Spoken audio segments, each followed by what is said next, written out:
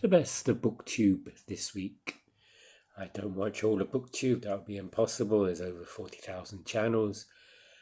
But I do watch a lot of Booktube, and these were some videos that stood out for me this week.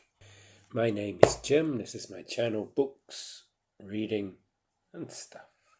I will link to all the videos I mention in the show notes below, and there will also be a playlist for my best of Booktube this week. I have 5 videos I want to tell you about in this video. The first was Let's Talk, Booktube, Is It a Safe Space? This was put out by Courtney of Tangible Reads, a very important video discussing what's good, what's bad about Booktube. She cautions us on what information we put out on Booktube, that we shouldn't put out things like addresses, phone numbers, and pictures of our families, because this is the internet and somebody could use it for nefarious purposes. And she talks about that Booktube is mostly a fun place, but there can be negative sides. It was a reaction to a video she saw from Alan of Big Hard Books and Classics, and it's an interesting viewing. The second video which caught my attention was a very informative video. It was Why Ban Books? My Uncensored Thoughts by Jess at Stalking Kafka, which was, Jess is an educator, and she was looking at the effects that censorship has on us, that censorship prevents us from having open discourse, from exploring new ideas and having meaningful conversations, that censorship is very much against what democracies are about, that people can have different ideas. We might not agree with them, but we should be open to listening to them or interacting with them.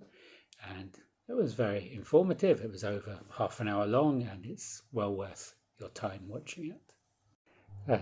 Interesting side note that one of the effects of banning books is making them more interesting to people and giving them a sales boost. I was living in London when the fatwa was introduced against Salman Rushdie, and the sales of satanic verses rocketed thanks to that.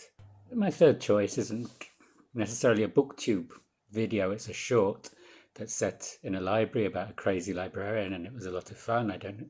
It just showed up on my feed, and I really enjoyed it. And the link, like the links to all these videos, is in the description.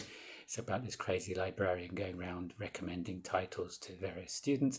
It's gone viral, and it's got over 2.5 million views, so it's not usual Booktube fare.